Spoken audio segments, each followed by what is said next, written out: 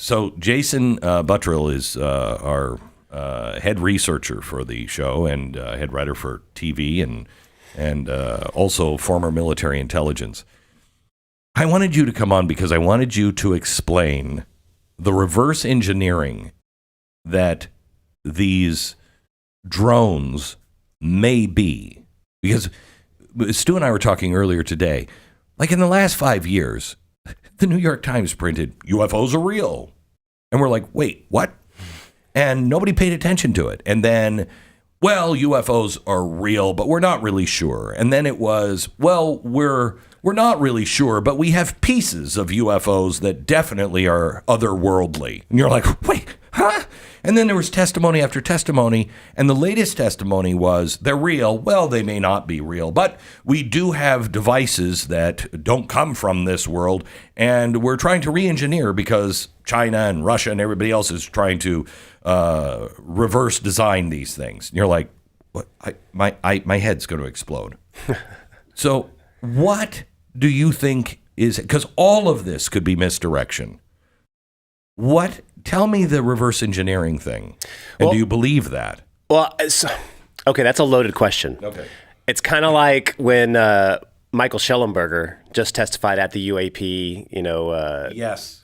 thing in front of Congress, where he was the one extremely brutally honest person, was like, look, these things are real. I don't know where they come from. Right. I don't know where they come from. I will say that the last time the UFO phenomenon has been brought out so much, especially as kind of a cover for what the government was doing, was the stealth program. Correct. Exactly. The B-2, Yep. all that tech. There were story after story after story of the government encouraging UFO talk because they wanted to mask what was going on. Yes. Now, there's things going on right now. There's a couple different technologies in the military industrial complexes all over the world.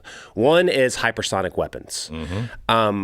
Russia has gone all in on hypersonic weapons. Right. China, secondary. The U.S., secondary. That's kind of odd to me. Why would we be like, and just like kind of look at Russia as they go all out? News today that the United States and NATO is expecting another hypersonic attack/test from Russia. Their Orezhnik missile, hypersonic missile, is going to be used in the next 24 to 48 hours. That's what they're expecting. It's good they're telling us in advance. They're letting us know. Yes. But again, why is this not such a big deal to us? Why are we prioritizing some other tech? Now, I start thinking about that, and I start thinking about this entire UFO phenomenon. You talk about the, retrofitting or, that type of technology, reverse engineering.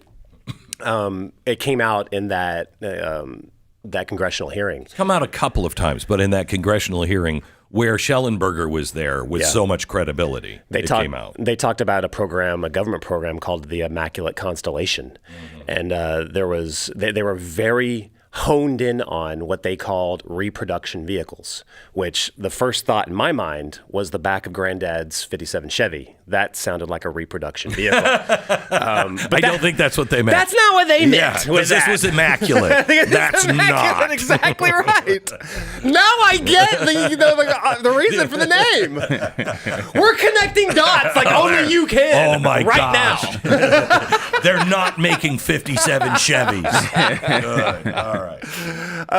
But what they actually meant by that was UFO craft, UAP craft. This is what they're hinting at, that they have either recovered or observed and tried to retrofit it and try to make it on their own. Reverse engineering. Yeah. And they even go so far as to say, these are actual government reports, that they said they were observing hostile country off certain waters that were doing a test of their reproduction vehicle. Now, to me, that sounds like China. Yeah. They talk about it in detail, how there was naval assets. They were watching to see, it looked like they were scanning to see if it showed up on their radar. Then after the test, they dispersed and went away, and the vehicle went away. Now, personally, I think there's huge talk about drone warfare. This is not happening in a New Jersey Turnpike vacuum. 3 hours ago, there was a story from Reuters that over the past couple of weeks, all these random, what appeared to be drones were appearing over Ramstein Air Force Base in Germany.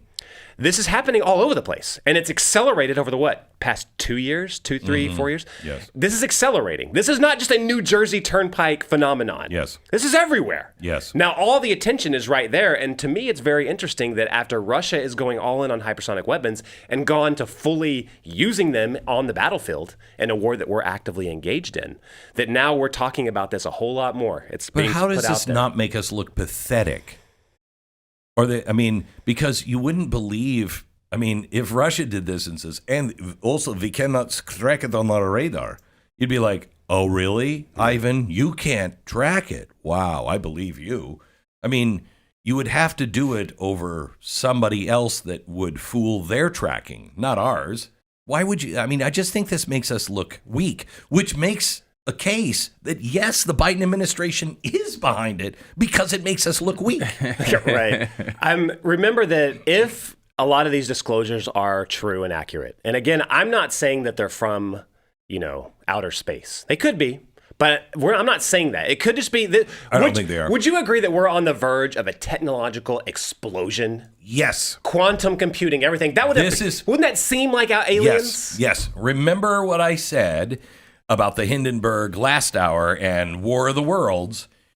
They knew at the time the whole country was unsettled. Radio was about the age of the iPhone. And, far as being mass. And people were just unsettled. War was in the air. They knew everything was about to change. It was just in the air. That's where we are. Yeah. That's what I said with Zachary Levi. He's like, Glenn, 3 years from now. I said, by 2030, no one will recognize anything. You won't recognize your job. You won't recognize your life. You won't recognize anything by 2030. He said 2030. I think we got 2 years. And I said, maybe 4. Well, those lines aren't that far apart from each other. It's already 2025. It feels 2030 feels like it's way out in the distance, really not that far away. But remember when I first said 2030? It felt like it was. No, but everyone was saying 2050.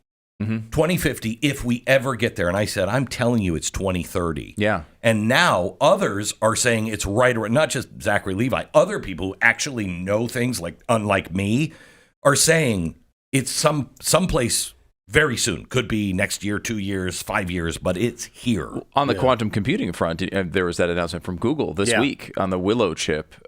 They say that Google claims that Willow was able to complete one particular problem in 5 minutes, while the same task would have taken today's supercomputers 10 septillion years to finish. Jeez. And septillion is... That's a lot, right? 10, then 000, 000, 000, 000, 000, 000, 000, 000, 000, 000. You could have just said the federal deficit. That is, by the way, longer than the universe has existed.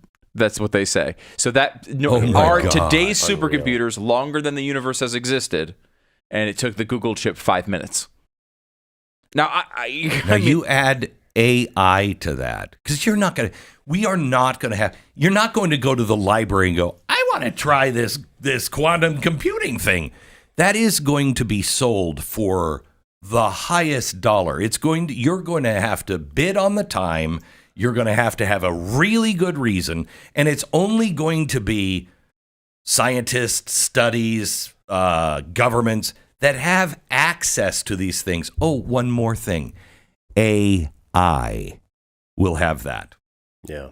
Now, what do you do when you introduce something, as we talked about last, Tuesday, Wednesday show, when you have something that you think is your friend, but it can think in 5 minutes what to you would take longer than the history of not even you, the supercomputer of today, longer than the time the entire universe has existed. Yeah, we're gonna be able to put that back in a bottle. It's not gonna outsmart us. Yeah, I think we are on the verge of a wildly transformative time in military hardware. And I think there is a lot of posturing right now as far as what is about to get exposed and used actively. That's personally what I think is going on right now. I don't think every single sighting that's happening in New Jersey everywhere is, some of it is probably hobbyists. But if you listen to what John Kirby actually said, he said that most of, or some of, he didn't say all of everything that's being observed out there is something that they can't explain.